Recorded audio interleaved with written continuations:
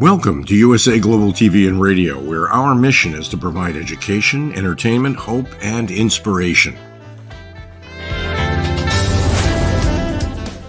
USA Global TV and Radio connects you with experts and audiences all around the world every single day to help you succeed in business and to live a richer life.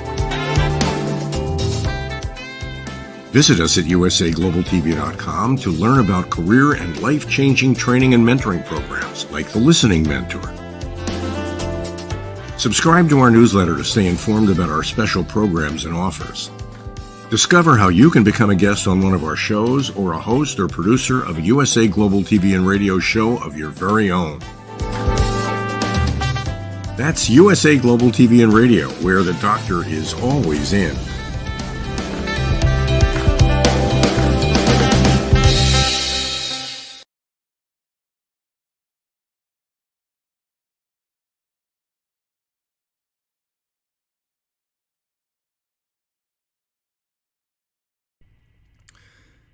Hey, it's Robert J. Moore, Next Level. Robert J. Moore, a seasoned professional, has been prominently featured in Forbes and Disrupt magazines and others that I don't see on here, but I'm just going to read what he tells me.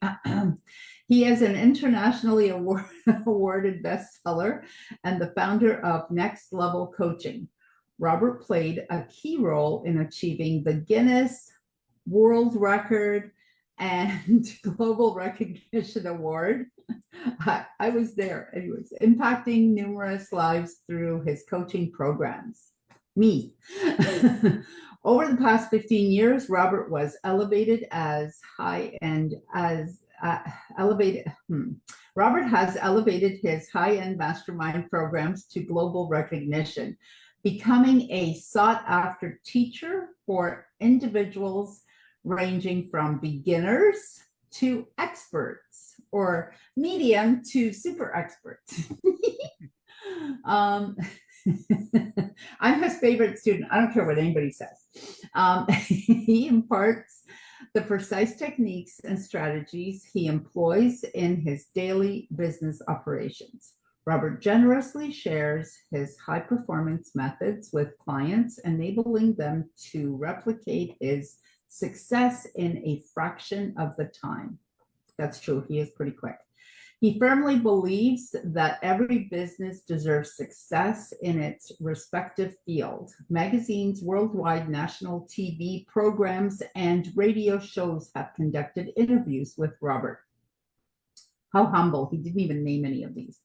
He has been invited to speak on prestigious stages like Empower Talks, alongside luminaries such as Jack Canfield, Les Brown, Bob Proctor, Eric Thomas, Douglas Vermeeren, and Armin Morin, and Marianne Pageant. I don't see that in there, but I added that in.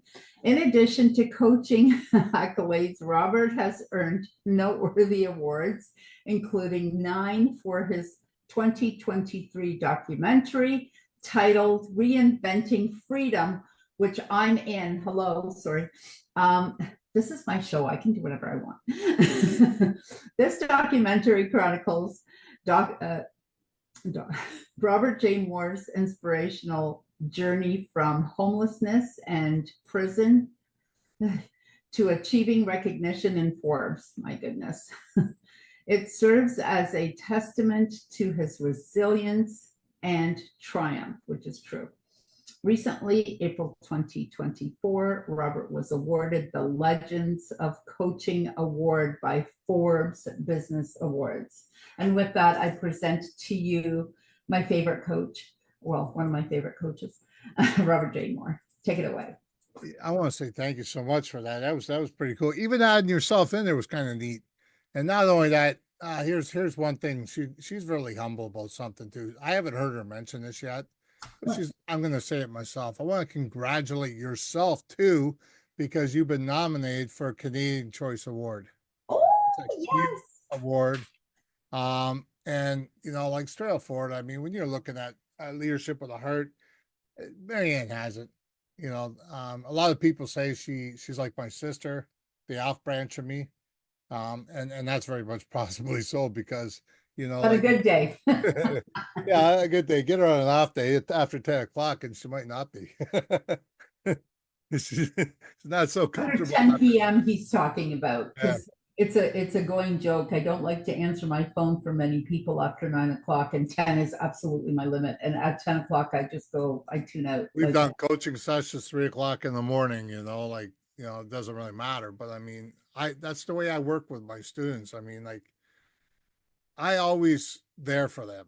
I'll always be there for them no matter what. I mean, I don't close my eyes to go to sleep to sit there and say, okay, well, hey, my phone's off. If you need to call and you're stressed, call. You know what I mean? Especially if you know my number. A lot of people, only people that really know my number are the ones that I give it to that I'm working with. And some of those don't even get it because I know how much of a pest they can really be. But when you look at that leadership of the heart, a lot of people know me as the kind of person that I don't give a shit about your feelings. I care more about your business because your feelings get in the way, he's right? not. But I do have a heart that goes with it. And now the thing is, once we start looking at your business, you start seeing the softer side of me because then you're not focusing more on your emotions. A lot of people say, oh, if I do this, this person's going to think of me this way. Who gives a crap what they think? If you're comfortable doing that and that's your business to elevate it, then do it. Look, I set up this years ago, like probably about 15 years ago. I set up a meeting, right? And I had 300 people. I was going to have in my mind, this is in my mind, I was going to have 300 people in Hamilton, Ontario. And it was at the college there. No problem, man. I'm going to have 300 people, got room for it. I got food. I just bought $300 worth of food to feed everybody, sandwiches and everything else. I had 4 people show up at that event. 4 people. Room for 300. I had 4 people show up. So what I had to do was play the role and put all the food in the different chairs so the acoustics in the room wouldn't sound so hollow. And then I put the 4 people sitting in the chair right here while I got up and spoke. And I had the camera right behind them, make it look like the room was full. And I kept looking over here at the potato salad, and I was sitting there saying, "Yes, you with the red sweater. That's right. I see you're agreeing with me because you're not in your head." I said, "I love it." I said, "How about the lady beside you? Do you also agree?" Gives me thumbs up, and they're just advertising it that way. Now afterwards, I asked all 4 of those people if they can actually do a review of it, but as in hundreds of thousands of people there or whatever, right? They did. So the next one I did, when I got online, I said, "You guys missed an event. It was full. It was full, all right, full of food." And I didn't know what to do with all the food. I had to send people off with trays of food. I mean, like 4 people that were there. I ate sandwiches for a month, literally. What I did from there is I advertised it like it was full, and they spoke like it was full. The next one was 25 people, then 150 people, then 300 people. Now, I mean, if you guys know Satish Verma, he's the CEO of Think and Grow Rich. He says I always undercut myself. I always don't put myself out there enough. He says he thinks I could be one of the best at what I'm doing and the style of what I'm doing it. And he's probably right. Because I just found out this morning, I congratulate myself. I'm writing myself out right now before the time. It looks like I got another feature going in Forbes.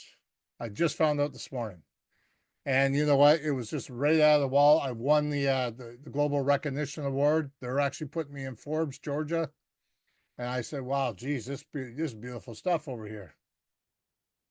I didn't expect that. I did not expect that at all. It was just something that just blew me out of the water. And the person that nominated me was actually my ex-editor, which is actually Marianne's editor now, Pat. So, that's a beautiful thing to see. So I built businesses to the millions. Magnetic Entrepreneur, I sold off to give someone else a chance. It wasn't about the money. This is what I'm going to get at. This is very, very serious right here if you guys want to pay attention. It's not about the money when you're building a business. It's not about the money. Yeah, money comes along if you do it the right way. The problem is a lot of people don't look at the passion. They don't want to put their passion on the table. They don't want to show people their passion. They don't want to let people know they're true, what they're really able to do. If I want to do a course of making $1 million, it's so easy to do. You can do it so many different numbers. You know what I mean? You can put 5,000 people at $17 a month. I mean, come on, you got it. You know what I mean? That's not that hard to do. You can actually do $1,000 and times that by what? 100? You got it? You know what I mean? Like, you can get it. It's not that hard to do. Here's the difference though. When you use your passion, people see you for what you can give them as a solution. They don't look at what they can not benefit out of. Now they can see a benefit out of it. When you're putting a solution out there, like Marianne did, right? With you guys here today, she obviously got you guys here. She gave you a solution. It's a platform to get the word out, right? And then share the word and then share the stage with other people, which is amazing. You know what I mean? Like, I remember the first time I shared stage with Les Brown, Bob Proctor, I was sandwiched right between them. I didn't even know either one of them were there when I got asked. It was like right out of the blue. Robert, would you like to speak? My other speaker never showed up. I said, okay, sure, no problem. What would you like me to speak on? Boom, okay, no problem, let's do it. Les Brown went up there, and I said, okay, that's kind of cool. I didn't know Les Brown was here. Then I got up, and then all of a sudden, Bob Proctor gets up. And Bob Proctor says straight up forward, and I even have this on tape, and I couldn't believe it. He says, I have a problem. He says, I don't like to get up on stage and speak after a good speaker. He goes, that really makes me feel I got to do extra work now. And I stand up, I said, Bob, hold on, what do you mean? I said, he goes, Robert, you're a very good speaker. He goes, and I don't know how to get up speaking after that. He says, I don't want to take that away from you. I said, you're not going to take that away from me. I said, you're an amazing speaker. He goes, but you killed it up here. And I said, holy cow, coming from a guy like that, you know what I mean? And then Bob Proctor, being that name, the high-end name that he is, gave me a good boost. So then I turned around, I ended up being on stage with Jack Canfield, Satish Verma, and E.T., and all these other people. And the only reason why I got that is because I built my confidence up. So I built it with my heart, body, and soul. A lot of people sit there and say, okay, well, how do you get out there? There's two ways to get out there. You want to be credible, you can be credible in person, be on stages, be at meetings, be at events, and do this. You're credible that way because you're credibly there and you're letting people know what you're about. So you're socializing, but you can also be credible online. If you're online being credible, takes a little bit extra work. I mean, you got to get on different events like this. You got to sit there and move yourself forward and make sure that you get pictures, videos, and everything else to show the differences. That makes a difference online. That's online presence of credibility. A lot of people don't know this. I mean, I've become very credible with the stuff I've done. I've won so many different awards and so many different things I've been in, magazines all over the world. People asking me to speak. I've shared stages with some of the most prestigious people in the world. You know what I mean? And now I win, like right behind me over here. I mean, when Forbes Awards gave me that award for Legacy Coach, that is a powerful thing. I never thought something like that would happen in my world. But you know what? That's when you win the things. That's when you achieve the things, is when you're not expecting the things. When I got this email this morning, I didn't expect to hear, okay, we're going to feature you in Forbes. Wow. Okay. Where do we start? You know what I mean? And what's the catch? No catch. You won the award. We're putting you in there. I said, now you're talking my language. So one of the biggest things in the world is don't take things for granted. If you have a heart and you want to put your heart out there and push it out there a little bit more with your business, make sure you use empathy. Make sure you use that empathy. Listen actively for the team members. Listen actually to the people you're working with. You know, like, don't sit there and say, oh yeah, interrupt them all the time. Or you want to actively listen to them. You want to collaborate with them. So what I'm doing in my business is I've asked people to help build a program with me. It's a year-long program. It costs money, of course. I mean, but the same thing is when they're building that program, they're helping me out. Not just me, but I'm helping their businesses out because we're incorporating that into their business as well. So everything that's happening that we're building, we're incorporating in all the businesses that people take place in. So every business that comes out, like I'm certified in AI. So I do a lot of AI, do a lot of different things that actually actively puts things out. Like right now, things are being posted and I don't know what's being posted, but AI is doing it for me. And I set it up that way, but it's all positive stuff to reflect towards marketing towards my business. So also you got to support, you got to support the other person. I mean, you can't sit there and be biased and say, hey, listen, I don't think that's going to work for you. How do you know? I mean, if the person wants to sell shoes online, let them. That's their business. Support them in that. Teach them how to get out there more. Teach them how to be more responsible. Make sure you show them the foundation and structure of the business. Because if you don't have those two things, you don't have a business. Now, I've taught people right from the grassroots right up to multi-millionaires. And some of them don't have a foundation. I asked them, what's your foundation? Where's the leak? The guy keeps telling me, oh, I'm losing money here, I'm losing money there. But why are you losing money? What's the leak? We worked it out that one of the leaks were his own child. His own child was taking money here and there and not working. So we fixed that leak, and then he felt a lot better about it. How about the recognition? You want to be recognized? Don't go to Walmart in your pajamas and put a different facade online or in person. Be the same person all along. You see me right now wearing this, that's what I'll wear. I'll wear that right on stage. I might wear a nice coat over top of it, but I'm not wearing no suit and tie. Forget it. It's not me. I don't care what anybody says. If I'm winning an award or I'm a Grammy award or something, yeah, I might slam one on just because it's qualified and you have to do it. When I've done the award ceremony for mine, I put a blue tie on. I was the only one there with a blue tie on. And the only reason why is I hate things around my neck. One thing I did was I made sure it was loose enough and it was the kind you could just pull right off. I didn't like tie it like fancy or not. I can't do none of that crap. It's something I just can't do. So look at the resilience of things, okay? Lead by example. Show how to navigate changes.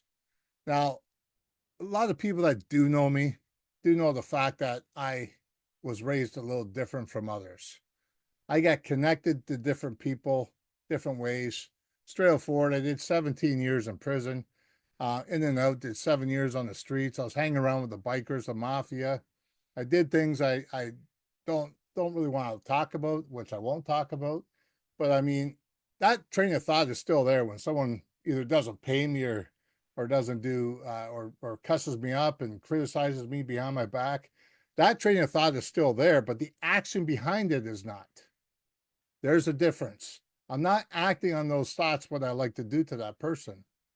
You know what I mean? I'll let it go after that. I'll laugh at myself saying that's stupid thinking, get rid of it. So I want to show people by example that, hey, listen, things will happen in your life. People will forget to pay. How do you react to that? How do you deal with that?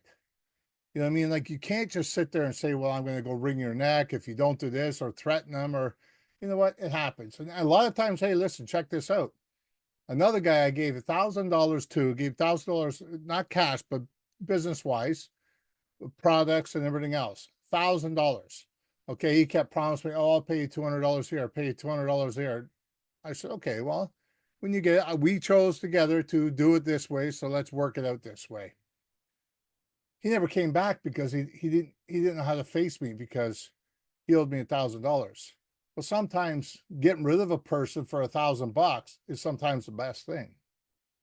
You think about it, it could have cost me a lot more down the road, right? Now, I've seen $200 here to my brothers. My brothers wouldn't talk to me over $200, right? Now, I wish my brothers were here to tell the story, but I lost all three of them due to overdose. So 3 brothers of mine actually physically died on overdose. Different years,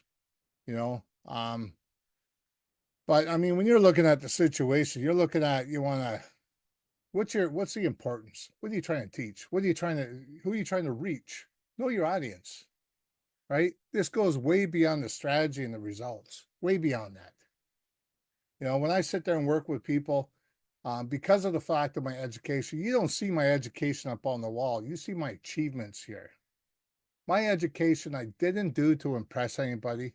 I could be called doctor right now. I'm not using that as an example, right? I'll tell you why. I used my education to build me to who I am because I couldn't figure out who I was. I was a gangster. I was, in a bad world I was in. And when I became clean and sober 19 years ago, it's like, I didn't know this life right here, right now existed. So I went to school. and I had to dry out first, and I had to go to school. So I got my social service worker diploma. I got my Dixon's degree. I got my BA in psychology. I got my master's in counseling psychology. I got my harm reduction, mental health crisis, and 2 honorary doctorate degrees. The reason why you don't see them on the wall is because I utilize those skills, and all the things I actually did, my thesis or my assignments and that, were all based on things I was troubled with. Anger management was my thesis because that was the most thing I had to deal with. I had to deal with anger every day. I was so angry at the world, I'd fight everybody because I was so angry at me. It wasn't even the world, it was me. So when I learned that it was interior, the problem was in me and not anybody else, that's when things changed. I started moving that forward. Plus, I did the California 4-step. Those who don't know, that's featured off of it's like AA and NA and all the things. So I did all the different steps I had to do. And when I reached the 5th step, taking a moral inventory of yourself and actually telling someone else about the whole concept of what I went through in my life, what was keeping me drinking and drugging, the guy looked at me when I was done it and laughed.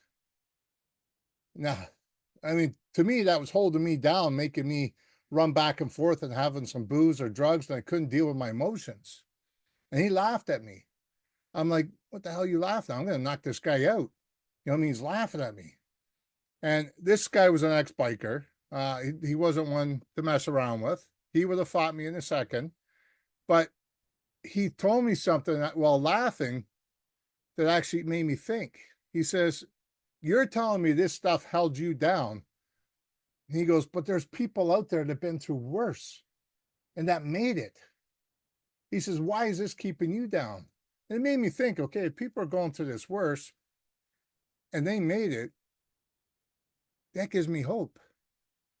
So we went out to the fireplace. We burnt all that paperwork, and he gave me 5 minutes alone to just think and feel less embarrassed about what I was going through. And I was actually really embarrassed because some of the things I had to talk about weren't things you tell someone unless they were a biker. You know what I mean? Like, you don't sit there and talk about you kicked indoors and did things like that. I mean, can't tell that to a police officer, that's for sure.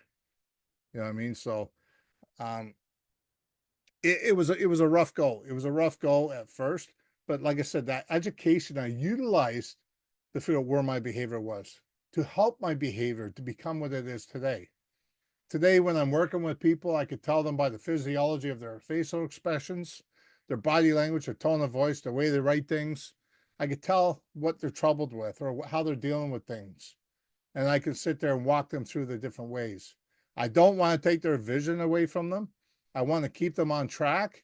But what sometimes we have to do is pull them away from that, let them digest things, and then bring them back to the situation. Because I'll tell you right now, business is not easy. It's stressful. You got politics in business on yourself. Now, I'm not talking politics as in the government or anything else. It's just politics itself in your own business. Everybody has it. And you want to be aware of falling into the trap that you can get yourself into. Some people just worry too much about what other people are saying. I don't really care what other people are saying. I'll be honest with you, because you know what? It's not I don't live their life. Sometimes you're going to see people do that because they're jealous of you. I've seen people come to my events, no word of a lie. They came to my events, took my own paperwork, made it into their paperwork, opened their own business. The exact same thing I was doing. That's okay. That means I'm on the right track. If you don't have haters, you're not doing the job right. You're not doing your job right, because you have to have haters down the line. And I don't mean try and make people hate you either. Just do your passion. Keep with your passion. Keep moving forward. You know what I mean? No matter what struggles you have, it's sweeter on the other side once you get through that passion, right? Once you get through the heartaches and the aches and pains, you're going to be more recognized. You're going to have more people supporting you. Don't hang with the people that are down at the block playing dice. Don't hang with the people that are kicking indoors. Don't hang with the people doing the Nintendo 64 or whatever the hell it is now. Don't hang with those people, because that's who you're going to become. You tell me 5 of your friends, I'll tell you exactly where you're going to end up. Right? If you're hanging around with the people that are making it, hanging around with the millionaires, hanging around with the mindset people, you're going to make it. You're going to make it. It might take some time to sink in. It may not take time, maybe just kicking right away. But you need to remember one thing. This is your life you're playing with, not somebody else's. And another thing I've noticed in psychology and the things I've done in the past, no matter what you do, you affect 40 people every day. 40 people. You may not know it, but 40 people you affect. It's people surrounding you. It could be your parents, could be your cousins, could be just people down the street. If I'm going down the street and I got an ugly look on my face, do you think someone's going to want to say hi to me?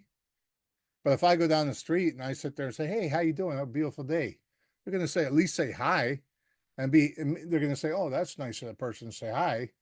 You know what I mean? I used to walk down the street. People used to walk across the road to get around me because they didn't want to be around me. They were afraid it was going to hurt them or do something. You know, I can't say I got a beautiful past, but I'm going to say I wouldn't change it for the world because it made me the person I am today. Marianne knows it. She knows a lot of my story. She knows a lot of things that happened in my life. And you know what? I'm going to be honest with you. Marianne also shared with me a lot of different things that she said, okay, listen, if Robert could sit there and tell a story like this, why can't I bring out my story and let people know I've been through things too? I mean, there's a lot of things that a lot of people right here, right now don't know about Marianne. She had a rough go. She had a rough go when she was younger. A lot of people don't know that. They thought, oh, it was nice and easy for her. No, she don't tell it. I mean, she went through war zones and everything else. Come on, Marianne, for a second. Why do you do this to me? I love doing it. Put her right on the spot. Get her going. And here we go. Tell that part of it. Tell that part of it, that you were actually in the war zone part. I spent some time in a bomb shelter, and I lived in Croatia at the time of its war. And I used to run to the store because if you didn't run, you were basically a target for the sniperists. So I actually, like, sniperists were out all the time, and I had to run to the store to get groceries. And I was married at the time, and my husband he had to go volunteer. Like, they were either you volunteered or they were going to volunteer you. So he didn't really have a choice. And I lived in a building. And so they took, a certain age, like the middle age. And then when they ran out of people, they started taking 18-year-olds and 17-year-olds and 16-year-olds and some older people, but not past, let's say 60, I guess. I don't know, or 50. I'm not really sure what the age was. And so we had a bunch of gentlemen who were sort of taking charge of our building. So they all had guns, and now everyone had gone, and there was literally one person left. And I used to go upstairs, and because I lived on the 10th floor, so I used to go upstairs, make them coffee, bring it down. And one day I came down and I'm like, where is everyone? And he goes, yeah, they took everyone. It's just me. And I said, what, really? I said, I'll hang out with you. And he goes, no, he goes, your husband would kill me. I go, no, I will. I'll hang out with you. It's cool. So he said, okay.